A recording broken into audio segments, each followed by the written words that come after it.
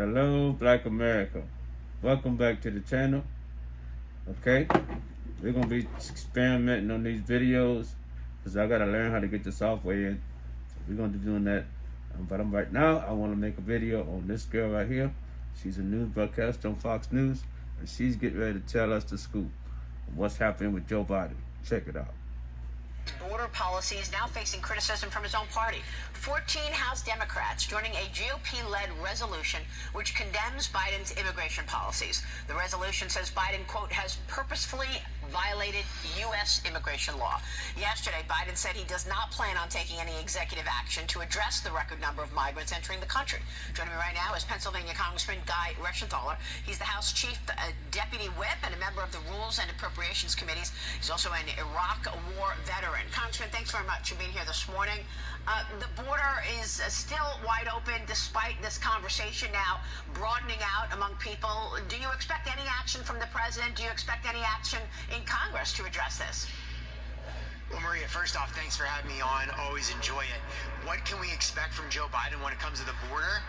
More of the same. He's not going to do anything. And if Congress does pass legislation, remember, the House, with all Republican votes, passed H.R. 2, the first border security bill passed since the mid-90s. The Senate's not going to run that because they're controlled by Democrats. And even if they did run that and it passed the Senate, Joe Biden's not going to sign it into law. And if he does sign it into law, Maria, Mayorkas isn't going to enforce it. The Biden administration isn't going to enforce it. The only thing that can stop the chaos and the catastrophe we have at the southern border, Maria, is Donald Trump. That's why we need to get him elected. But it's impossible to overstate what's going on the southern border. Last year we had more illegal crossings in the United States than natural births here in the United States. You now have more illegal immigrants that have crossed than the population of 36 different states. You have over 20,000 military-age men from China that have come across. I'll let the viewers speculate as to why they think that is. You have over 300 individuals that were on the terrorist watch list that were apprehended, which begs the question, how many on the terrorist watch list were gotaways and that are in the interior of the United States right now waiting to unleash havoc whenever they get a call from the Middle East to unleash an international day of jihad? This is a catastrophe. There's one person responsible, that's Joe Biden, and there's one person that can reverse it, and that's Donald Trump. I mean, is this about voting in the upcoming election? Because there just seems to be lots of speculation around this as Merrick Garland, the Attorney General, says that he's vowing to fight any voter ID laws. I find this amazing that the Attorney General is telling us he's going to vow to fight voter ID.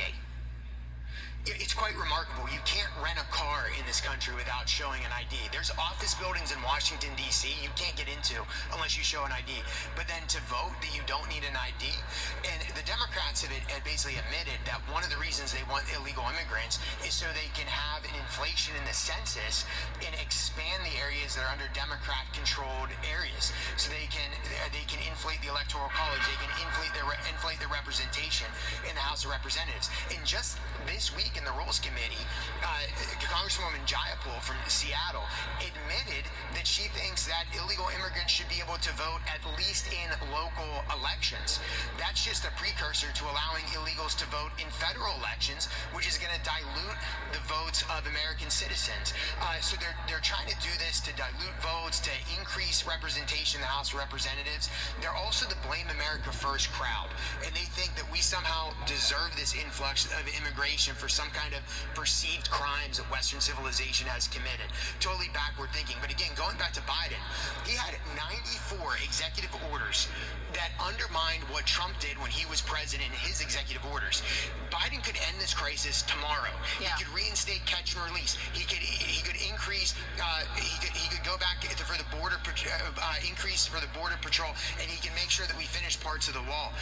He could end the asylum program. There's so much that he can do. Again, 94 executive orders. There's one person that can bring those executive orders back, reverse them. That's President Trump. That's why this election is so important. So the jig is up. Okay, the jig is up. Now we know why we have this wide open border, putting our country in a vulnerable position so that we could see more voters on the Democrat Party. This is outrageous, Adam Johnson. Yeah, it is outrageous. And what I find stunning is that at this very moment, we're all realizing how outrageous that is. Congressman, 14 Democrats actually have sided with Republicans, as Maria pointed out, and saying that President Biden's border policies are unacceptable.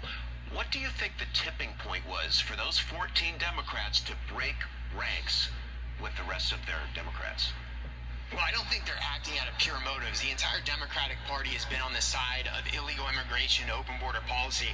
I would speculate that those 14 Democrats read some polling where most Americans, including independents, are putting a priority on the border and border security. I think them looking ahead this fall and seeing their poll numbers got them to sign onto that. But their entire party has usually been in lockstep with Biden on this open immigration policy.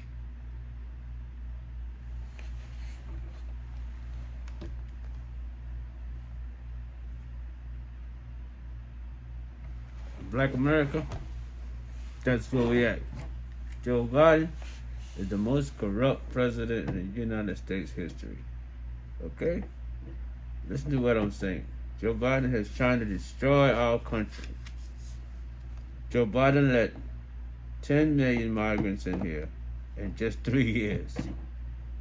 And this country been here for 250 years. We only had 11 million. Joe Biden let 10 million in 3 years. Can you imagine how enormous a size that is when you're talking about illegal immigration? 250 years, we had 11 million illegal aliens in the country. Now, 3 years later, we got 30 million in here. That's Joe Biden. He got elected on this surge at the border. All these people that giving him money on his campaign. Surge at the border. That's what he said. That's what he wanted. That's what they paid him to say. These big donors, they pay you to say that to the world.